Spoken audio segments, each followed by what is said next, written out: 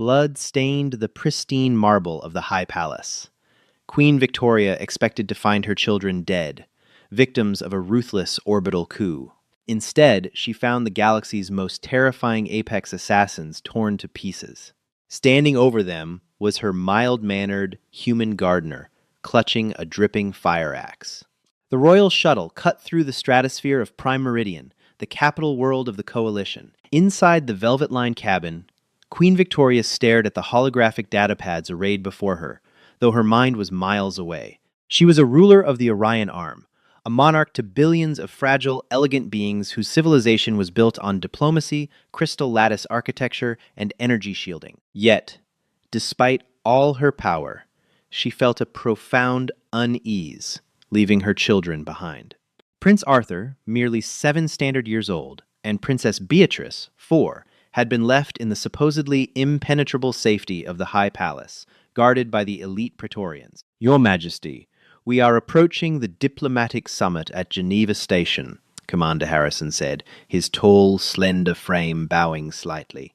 Like all of their species, Harrison was nearly 7 feet tall, with bones as light and hollow as a bird's, relying on kinetic energy shields rather than physical armor. "The planetary defense grid is fully operational.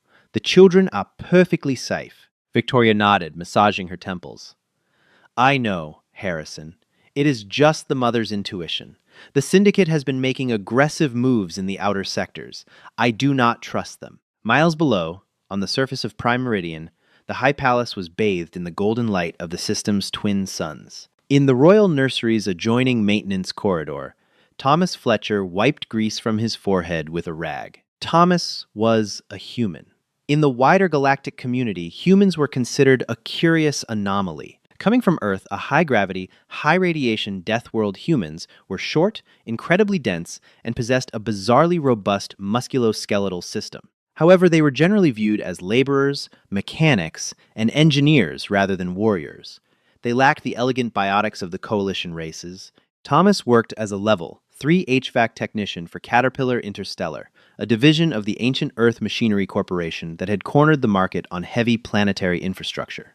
Before taking this quiet, pension-backed job, Thomas had served in the 75th Ranger Regiment back on Earth, and later spent 5 years doing high-risk private security for Constellus in the asteroid mining belts.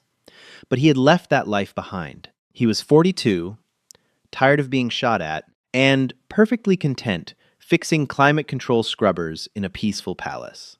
He tightened a bolt on the thermal exchanger using a heavy steel wrench. Through the glass partition, he could see Arthur and Beatrice playing with anti-gravity blocks. The royal nursemaid, a delicate woman named Genevieve, watched over them. Thomas smiled faintly. He had a daughter back on Earth. Working near the royal children made the crushing vastness of space feel a little less lonely. Suddenly, the lights flickered. Thomas paused, his wrench hovering over the bolt. The low, ubiquitous hum of the palace's kinetic shield generators sputtered, then died completely. "That's not a power surge," Thomas muttered, his military instincts, dormant for years, instantly flaring to life. Before he could reach the comms panel, the northern wall of the palace, 3 feet of reinforced crystalline glass, shattered inward with deafening violence. The shockwave threw Thomas against the steel bulkheads of the maintenance shaft. Dust and debris filled the air. The concussion was enough to instantly kill Genevieve, whose fragile biology couldn't handle the sudden atmospheric overpressure. She collapsed, blood leaking from her ears. Arthur and Beatrice screamed, huddled together under a play table. Through the smoke, shadows moved. They were clad in matte black tactical armor, carrying heavy plasma repeaters. It was the Syndicate. Led by the infamous mercenary captain Gideon, the strike team had bypassed the orbital sensors, using stealth drop pods. Their goal was simple: assassinate the royal bloodline to plunge the Coalition into a war of succession. Thomas peered through the maintenance grate. He saw 4 Syndicate commandos step into the nursery. They moved with predatory grace. One of them kicked the play table aside, leveling a rifle at the weeping Prince Arthur. Targets acquired. The commando hissed into his radio, executing. Thomas didn't think.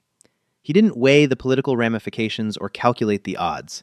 The deep, ancient, terrifying biology of a human being witnessing children in danger overrode his rational mind. Earth evolution had forged humans to be endurance predators, but it had also hardwired them with a hysterical, violent protective instinct. The adrenal glands above his kidneys squeezed, flooding his bloodstream with epinephrine. His heart rate spiked. Time seemed to slow down. With a roar that sounded more beast than man, Thomas kicked the maintenance grate off its hinges. The heavy steel grating, weighing nearly 80 pounds, flew through the air and struck the lead commando in the chest. The alien's kinetic shield flared, but the sheer physical mass of the grate overloaded it. The commando was thrown backward, his hollow ribs snapping like dry twigs under the impact. The other 3 commandos spun around, their weapons tracking the sudden intrusion. They expected a towering elite Praetorian. Instead, they saw a 5'10" human wearing greasy Carhartt overalls, his eyes dilated into black pools of sheer, unadulterated fury. "Run!" Thomas bellowed at the children, his voice booming like a physical force. He didn't retreat. He charged. A plasma bolt seared past Thomas's ear, the heat blistering the side of his face. He didn't even flinch. On Earth, humans survived bear attacks, car crashes, and falling debris. In a galaxy where combat was decided by energy output and lightspeed shielding, raw, kinetic brutality was an archaic nightmare. Thomas closed the distance in a fraction of a second. The second commando tried to bring his rifle to bear, but Thomas swung his heavy steel wrench. The tool, forged from dense earth steel, bypassed the energy shield, which was designed to stop high-velocity energy, not slow, massive kinetic strikes. The wrench caved in the side of the commando's helmet. The alien crumpled instantly. The third commando fired, clipping Thomas in the left shoulder. Plasma burned at 10,000 degrees, instantly cauterizing the flesh. It was a wound that would have put a coalition soldier into fatal shock. Thomas merely grunted. The pain only dumped more adrenaline into his system, turning his blood into liquid fire. He dropped the wrench, grabbed the barrel of the commando's rifle, and ripped it out of his hands with terrifying mechanical strength. He spun the rifle around like a baseball bat and smashed the stock into the alien's faceplate. "Arthur! Beatrice! Into the vent! Now!" Thomas barked, never taking his eyes off the hallway. The terrified royal children scrambled into the maintenance shaft. Thomas picked up one of the fallen plasma repeaters, checked the charge pack, and backed into the shaft after them, slamming the heavy steel maintenance door shut behind him and throwing the deadbolt. Inside the dark, cramped service corridors, the children were hyperventilating. "Shh, shh, it's okay," Thomas said, his voice instantly dropping from a warlord's roar to a gentle, steady baritone.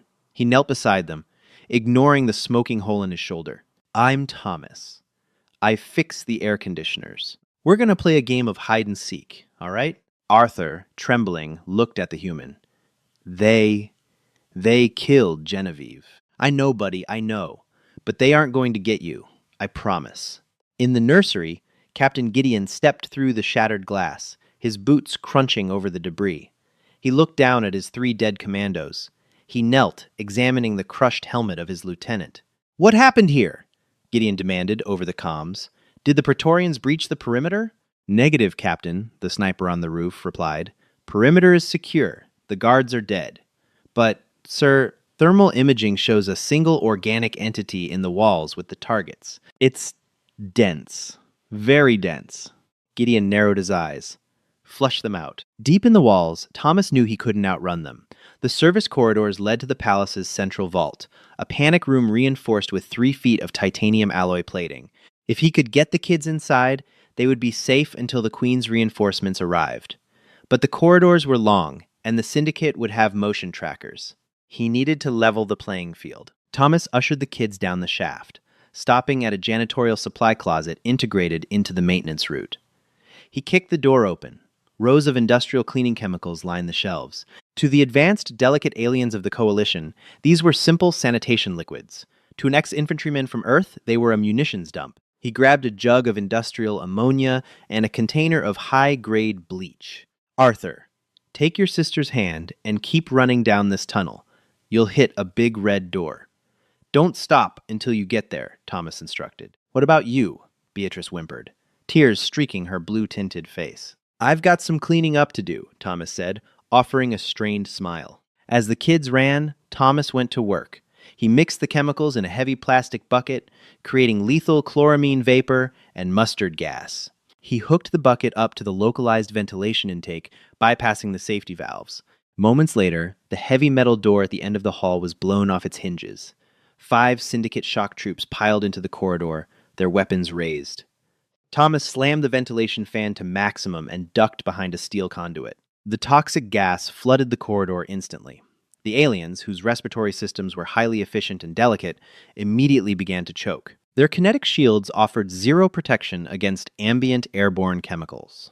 The shock troops collapsed, clawing at their throats as the human-made chemical weapons seared their lungs. Thomas stepped out from the cover, holding a heavy-duty, hilty, powder-actuated nail gun he had taken from his toolbox. It was designed to drive titanium spikes into concrete. Thwack, thwack, thwack. The heavy industrial spikes punched straight through the syndicate armor. 3 more commandos dropped dead. Gideon, listening to the screams of his men over the radio, felt a cold knot of dread form in his stomach. "What are we fighting?" he yelled into the comms. "Is it a heavy combat droid? A rogue biological weapon?" It's the maintenance worker," a dying commando gasped over the radio. He's a human." "A human?" Gideon scoffed. "They're mechanics. Servants, push forward. Do not let them reach the vault." Thomas was bleeding heavily now. The adrenaline was masking the pain, but he knew his body was taking a toll. He retreated down the corridor, laying traps as he went. He stripped high-voltage power cables and laid them across the steel floor grates. When the next wave of assassins rounded the corner, Thomas threw a heavy breaker switch, surging 10,000 volts through the floor. The electrical discharge fried the aliens' nervous systems instantly, filling the corridor with the smell of ozone and burnt flesh. Finally, Thomas reached the red door of the vault. Arthur and Beatrice were frantically pushing the biometric panel, but it flashed red. "It won't open!" Arthur cried. "It needs a Royal Guard code!" Thomas gritted his teeth. He looked down the hallway. He could hear the heavy boots of Captain Gideon and his elite vanguard approaching. They were out of time. "Get behind me," Thomas ordered. He grabbed a heavy Stanley titanium crowbar from his belt. He jammed it into the control panel of the vault door, using sheer brute force to pry the casing off. Sparks showered over his hands, burning his skin.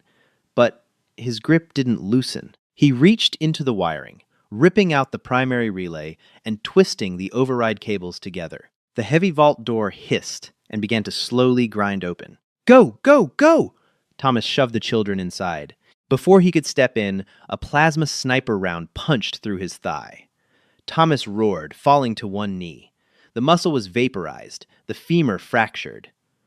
"Thomas!" Beatrice screamed, reaching out for him. "Stay inside!" Thomas yelled. He slammed his bloody hand onto the internal lockdown button.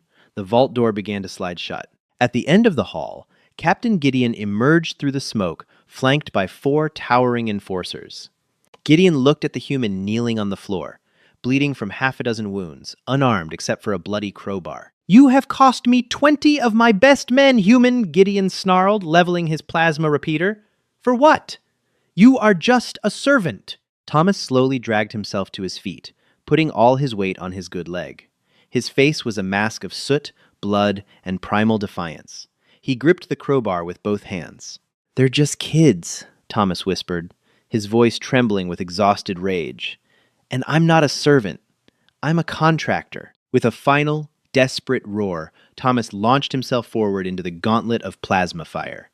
The Royal Transport ship tore through the atmosphere, ignoring all docking protocols as it slammed onto the High Palace's landing pad. The kinetic dampeners screamed in protest as the ship settled, the ramp lowering before the engines had even fully cycled down. Queen Victoria sprinted down the ramp, her regal robes trailing behind her. A ceremonial energy sword ignited in her hand. Behind her poured 50 of the Royal Guard's most elite soldiers, led by Captain Hayes. The palace was eerily silent. Plumes of black smoke billowed from the eastern wing. The beautiful, crystalline spires that had stood for a millennia were scarred by plasma burns and explosive breaches. "Secure the perimeter! Find my children!" Victoria commanded, her voice breaking with raw, unbridled panic. "If they are harmed, I will burn the Syndicate worlds to ash." Captain Hayes took point. His rifle swept forward. As they entered the grand foyer, they stopped dead in their tracks.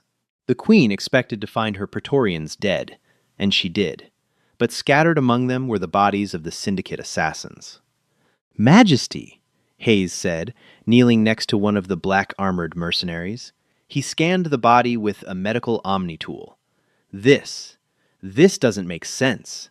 The syndicate shields are intact, but his chest cavity is entirely collapsed. Massive blunt force trauma.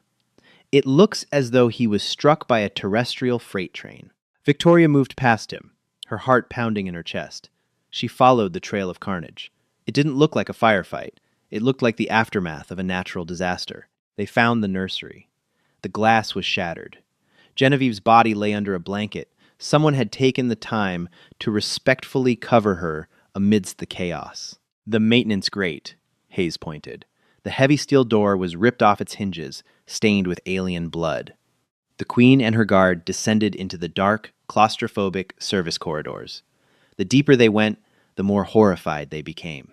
They found the bodies of the shock troops in the ventilation shaft, their lungs burned by a crude, terrifyingly effective chemical mixture. They found the electrocuted vanguard, their armor fused to the floor grates. Whoever did this, Hayes whispered, genuine fear in his voice, is not fighting by the Geneva Station conventions. This is barbaric. It's primitive warfare. I don't care, Victoria said, tears streaming down her face as she saw a discarded, bloody wrench. If they saved my children, I will give them half my kingdom. They reached the final hallway leading to the royal vault. The corridor was practically a slaughterhouse, and there, pinned to the wall, was Captain Gideon. The syndicate leader was dead, his eyes wide open in absolute terror. Embedded deep into his chest plate, pinning him securely to the reinforced titanium bulkhead, was a heavy steel Stanley crowbar. Victoria rushed to the vault door. It was covered in scorch marks, dented and battered, but it was sealed shut. "Arthur! Beatrice!" she screamed, pounding her fists against the cold metal. "It is your mother! Open the door!" For a terrifying, agonizing minute, there was only silence. Then, a heavy mechanical clank echoed from within. The manual override was being slowly, painfully turned. The heavy blast doors hissed and parted, smoke pouring out from the interior. Victoria dropped to her knees as Prince Arthur and Princess Beatrice ran out, throwing their arms around her neck. They were covered in soot and crying, but unharmed. Not a single scratch marred their delicate skin. "Mother! Mother, you came back!" Arthur sobbed, burying his face in her robes. "I am here, my darlings. I am here," Victoria wept, holding them so tight she feared she might break them herself. She looked up, over their heads, into the dim light of the vault. Sitting against the back wall, sitting in a pool of his own blood, was Thomas Fletcher. His Carhartt uniform was shredded. He had taken at least 4 plasma burns to the torso and legs. His left hand was missing 2 fingers, cauterized cleanly off. He looked pale, trembling violently as the massive overdose of adrenaline finally began to leave his system, leaving behind only the agonizing shock of his injuries. Yet, in his lap, he was holding the broken barrel of a plasma rifle, his right hand still gripping it like a club, ready to swing at whoever came through the door. When he saw the queen, the tension slowly left his shoulders. The rifle clattered to the floor. Captain Hayes and the medics rushed into the room. Hayes stared at the human, completely, utterly bewildered. "By the stars, you? A single maintenance contractor? You killed 20 elite syndicate commandos?" Thomas coughed, spitting a glob of blood onto the floor. He looked up at the towering alien captain, then over to the queen. "Ma'am," Thomas wheezed, forcing a weak, delirious smile. "The HVAC in the nursery is fixed, but I think I'm going to need to clock out early today." His eyes rolled back, and he slumped sideways against the cold metal wall. "Medics!" Victoria screamed, her regal composure completely shattering. She carefully disentangled herself from her children and crawled over to the dying human, taking his heavy, blood-soaked hand in her delicate ones. "Keep him alive! Do you hear me? If he dies, I will execute every physician in this palace. Keep him alive!" The medics swarmed him, injecting him with synthetic coagulants and biofoam. "His biology is insane, Majesty," the lead medic said, frantically working over Thomas's chest. His heart is beating at nearly 200 beats per minute. A coalition citizen's heart would have exploded an hour ago. The sheer density of his bones stopped the plasma from penetrating his vital organs. He is built like a dreadnought. Victoria looked back at the hallway, at the trail of slaughtered elite assassins, and then down at the quiet, unassuming man who pruned her gardens and fixed her air conditioning. The galaxy had always looked down on humans. They thought them primitive, lacking the elegant finesse of advanced species. They mocked their lack of biotics, their reliance on heavy, clunky machinery like caterpillar tractors and physical tools. But looking at the carnage, Queen Victoria realized the terrifying truth. Humans didn't need energy shields or biotic grace. They were born on a world that constantly tried to kill them, and they had evolved to fight back with an unyielding, savage refusal to die. They weren't just mechanics. They were the universe's ultimate apex protectors. "Hold on, Thomas," Victoria whispered softly, pressing her forehead against his grimy, calloused hand. "You are going home. I promise you." The Royal Medical Pavilion of Prime Meridian was a marvel of coalition engineering. It was a serene, sterile environment bathed in soft, ultraviolet light, where healing was achieved through harmonic frequency emitters and delicate cellular reweaving. The coalition species were fragile.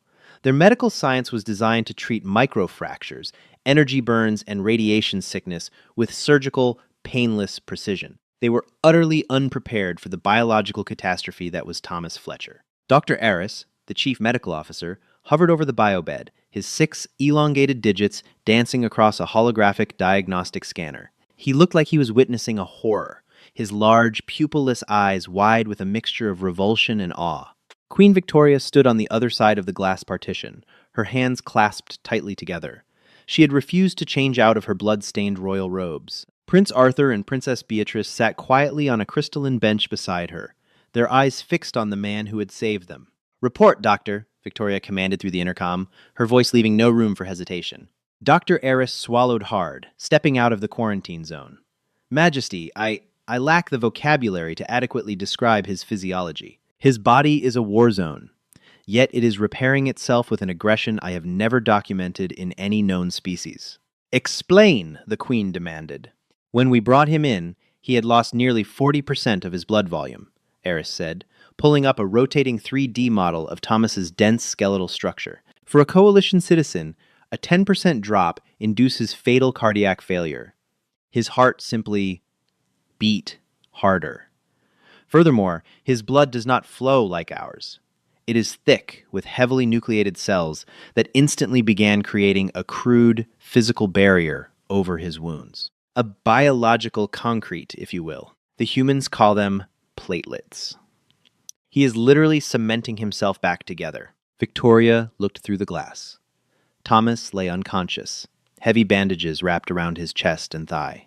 His skin was pale, but his chest rose and fell with a steady, rhythmic, mechanical certainty. "And his bones?" she asked softly. "They are made of calcium phosphate, woven in a matrix so dense it is comparable to industrial starship plating," Aris whispered, shaking his head. "The Syndicate plasma sniper round vaporized his muscle tissue, but when it struck his femur, it deflected. It shattered the bone, yes, but it did not penetrate the marrow. Majesty, a direct hit from a plasma rifle should have severed his leg entirely. Instead, his body absorbed the kinetic shock. And the most terrifying part? The bone is already beginning to fuse back together. He doesn't just heal, he calcifies. He builds internal armor over his previous injuries." Victoria placed a hand on the glass. "He is a father, Dr. Aris. He works for Caterpillar Interstellar to send credits back to a high-gravity death world so his daughter can attend a university. He is not a soldier, he is a mechanic. If this is what their mechanics are capable of," Aris muttered, "I pray we never meet their armies." 3 days later, Thomas opened his eyes. The harsh, ultraviolet light had been dimmed to a warm, incandescent glow. His entire body felt as though it had been dragged behind a speeding truck on a gravel road, a sensation he vaguely remembered from a deployment in Kabul decades ago. He groaned, instinctively trying to reach for his shoulder, only to find his arm restrained by a soft, magnetic field. "Please do not strain yourself, Mr. Fletcher." Thomas turned his head. Queen Victoria was sitting in a modest chair beside his bed. She wore a simple, unadorned silver gown, completely devoid of her usual regal crowns and sashes. She looked exhausted, but her eyes were incredibly warm. "Your Majesty," Thomas rasped, his throat dry. He tried to sit up, his blue-collar deference kicking in. I need to get back to the Eastern Wing." The thermal exchange unit was left open. "Thomas," Victoria interrupted, placing a gentle hand on his chest to keep him down. "The Eastern Wing is a crater. The thermal exchange unit is the least of our concerns." The memories came crashing back in a violent wave of adrenaline and smoke. The shattered glass, the dead nursemaid, the syndicate assassins, the heavy metallic thud of his wrench crushing alien armor. "The kids," Thomas gasped, his heart monitor spiking. "Arthur? Beatrice?" "They are safe," Victoria said, her voice catching. "Because of you. They haven't left the pavilion since you were brought in. They are currently asleep in the adjoining room." Thomas let out a long, shaky breath, sinking back into the bio bed. "Good. That's good." "You lost 2 fingers on your left hand," Victoria noted quietly, her eyes tracing the heavy bandages. "And you suffered 3rd-degree plasma burns across your torso. Our doctors have done their best, but human biology is resilient to our delicate methods. You will carry heavy scars." "Scars are fine," Thomas chuckled weakly. "Back at the Mayo Clinic on Earth, they'd have charged me $1 million just for the bandages. I'm just glad the little ones are all right." Victoria leaned forward, her expression shifting from a relieved mother to a stern monarch. "Thomas, what you did was extraordinary, but it has created a massive political shockwave. The syndicate is furious." Thomas frowned. "Furious? They tried to murder your kids." "They are denying it," she said bitterly. "They claim the commandos were rogue elements. But worse, the syndicate ambassador, Lord Malachor, has arrived on Prime Meridian. He is demanding a galactic tribunal. He is accusing me of harboring an unregistered Class 9 biological weapon of mass destruction." Thomas blinked. "A bioweapon? Me?" "They recovered the security footage from the maintenance corridors," Victoria explained. "They saw how you killed them. They saw the chloramine gas, the electrocution, the sheer physical brutality. In the eyes of the Coalition, kinetic violence is considered archaic and barbaric. Malachor is twisting the narrative. He claims no mere mechanic could dismantle an elite vanguard single-handedly. He is demanding you be handed over to the Syndicate for scientific evaluation and trial." Thomas stared at the ceiling for a long moment. He felt the phantom pain in his missing fingers. He thought of his daughter, Sarah, studying engineering back in Boston. He had spent his whole life trying to escape wars, only to find himself at the center of a galactic one. "All right," Thomas said, his voice hardening into a low, gravelly timbre that sent a shiver down the Queen's spine. "When is the hearing?" "Tomorrow," Victoria said. "But you will not attend. I will not allow it. You are under my royal protection." "With respect, Your Majesty," Thomas said, hitting the release button on his magnetic restraints with his good hand. He slowly swung his legs over the edge of the bed. His muscles screamed in agony, but he forced himself to stand, gripping the rail of the bed with white knuckles. "If you hide me, it proves them right. It makes me look like a monster, kept in a cage." He looked at the Queen, his eyes burning with a fierce, terrestrial fire. "I'm a human, and it's about time the galaxy finds out what that actually means." The Grand Assembly of Prime Meridian was an architectural masterpiece, a sprawling amphitheater carved from a single geode of luminescent quartz. Thousands of delegates from hundreds of species murmured in the tiered seating. In the center of the room stood the podium, a raised platform where the fate of worlds was debated. Lord Malachor, the Syndicate ambassador, stood in the center, his scaled skin shimmering under the lights. He was a tall, imposing reptilian, dripping with arrogant confidence. Above him, massive holographic screens played the security footage from the High Palace. The entire assembly watched in horrified silence. They saw the human, covered in grease and blood, rip a heavy steel grating off the wall and hurl it with enough force to shatter a commando's ribs. They watched him weaponize sanitation fluids, common bleach, and ammonia into a lethal trench warfare gas. They gasped as the heavy, hilty nail gun punched through advanced kinetic armor, as if it were paper. And finally, they saw the end. The human, crippled and bleeding, pinning Captain Gideon to a titanium bulkhead with a Stanley crowbar. "Behold!" Malakor's voice boomed across the amphitheater. This is not a sentient being. This is a feral beast. A death world predator masquerading as a laborer. Malachor pointed an accusing finger at Queen Victoria, who sat in the High Monarch's seat, her face an unreadable mask. Queen Victoria employed this thing in the same halls as her children. We demand reparations for the slaughter of our citizens. We demand that humanity be restricted to their home system. And we demand this creature, this Thomas Fletcher, be executed for war crimes. The assembly erupted into chaotic murmurs. Many of the pacifist coalition species looked physically ill from the footage. Malachor was winning. He was successfully painting the syndicate assassins as victims of human barbarism. Ambassador Malachor, Queen Victoria's voice cut through the noise, amplified by the acoustics of the crystal chamber. You speak of war crimes. Yet your citizens infiltrated my palace with plasma repeaters, aiming them at a 7-year-old boy. Rogue mercenaries, Malachor spat back. A tragedy, yes, but handled by the authorities. Not by a biological weapon. He is not a weapon. A new voice echoed from the heavy mahogany doors at the rear of the chamber. The assembly fell dead silent as the doors opened. Thomas Fletcher walked in. He was not wearing a prison uniform, nor was he wearing his greasy Carhartt overalls. He was dressed in a tailored charcoal gray suit, standard formal wear for Earth diplomats. He walked with a heavy limp, leaning on a polished titanium cane. His left arm was in a sling, his missing fingers clearly visible. The scars on his neck from the plasma burns were a stark, brutal contrast to his sharp suit. He looked exactly like what he was, a scarred survivor of a harsh world, possessing a quiet, terrifying dignity. Flanking him were not royal praetorians, but 2 towering humans in heavy tactical gear.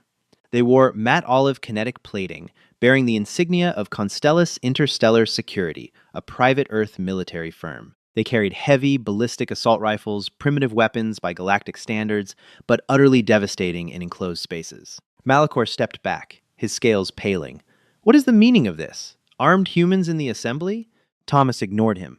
He limped slowly down the central aisle, the eyes of 1,000 alien species fixed upon him. He reached the podium, adjusted the microphone, and looked up at the massive screen, playing his violent stand in the palace. My name is Thomas Fletcher, he began, his voice calm, steady, and utterly devoid of fear.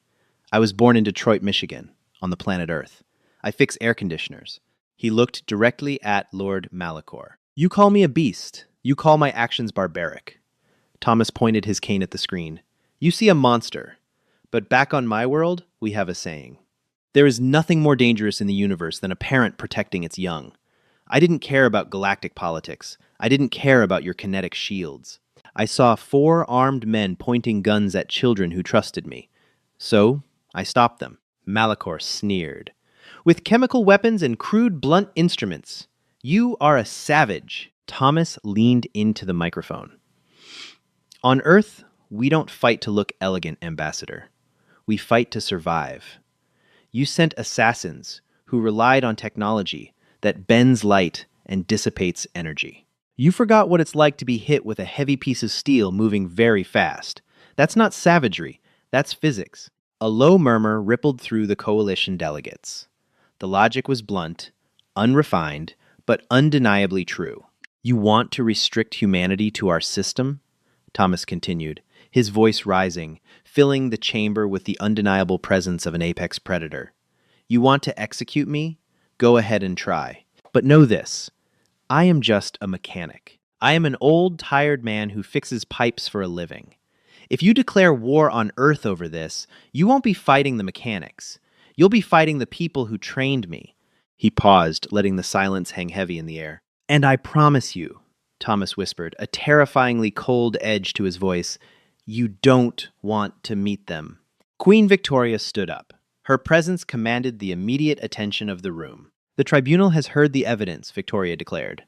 The syndicate sent murderers to my home. A human stopped them. Therefore, I reject the ambassador's demands in their entirety. Malachor hissed, his frills flaring. This is an outrage! You risk fracturing the coalition. Your Praetorian Guard is weak, Victoria. Who will protect your borders when the Syndicate retaliates? Victoria smiled. It was a cold, calculating smile. You assume I am relying on the Praetorians, Ambassador, she said smoothly. She pressed a button on her console. The massive holographic screens shifted from the security footage to a live feed of Prime Meridian's orbital space. Emerging from hyperspace jumps were massive, blocky, unelegant ships. They were built from dark gray titanium, bristling with heavy railguns, missile pods, and thick ablative armor. They were purely functional, incredibly heavily armed, and distinctly human.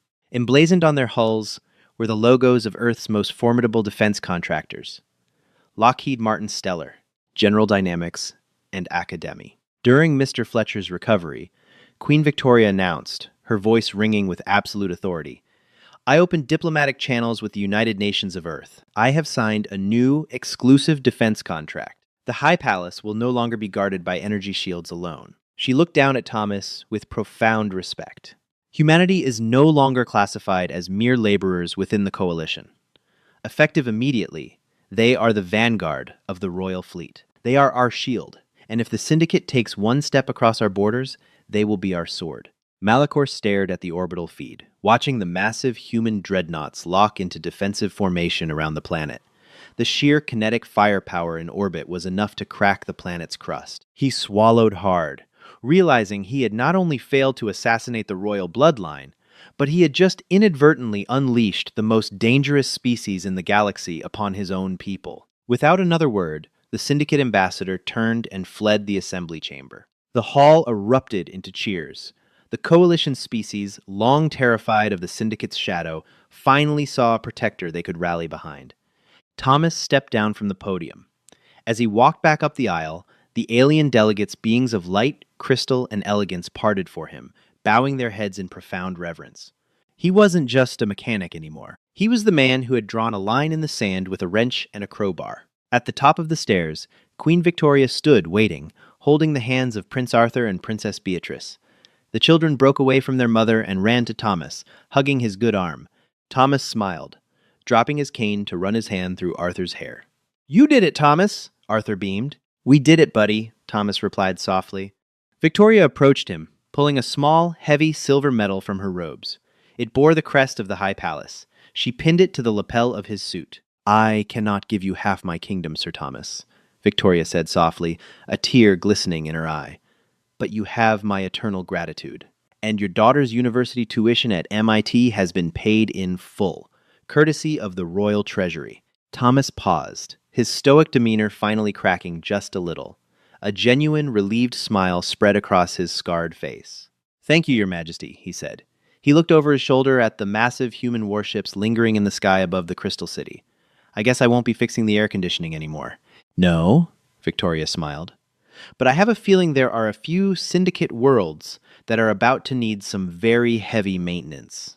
If you love this story of human resilience, survival, and the terrifying power of the human protective instinct, make sure to hit that like button. Don't forget to share this video with your fellow sci-fi fans, and subscribe to the channel for more epic HFY stories where humanity proves exactly why the galaxy should never, ever mess with our kind. Drop a comment below on what you want to see the human mechanics conquer next.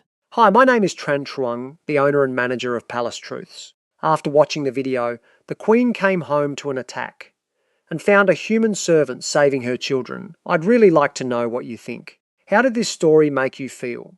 What stood out to me most was the courage and selflessness at the heart of the story.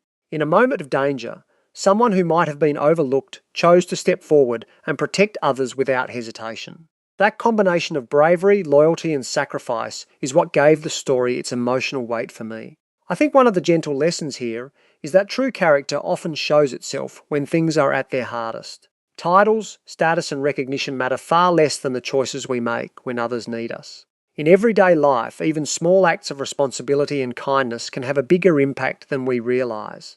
Do you think the servant understood how important that decision would become? And what moment in the story stayed with you the longest? Thanks for spending time with Palace Truths. If this story meant something to you, feel free to share your thoughts in the comments, and maybe like or subscribe for more stories like this.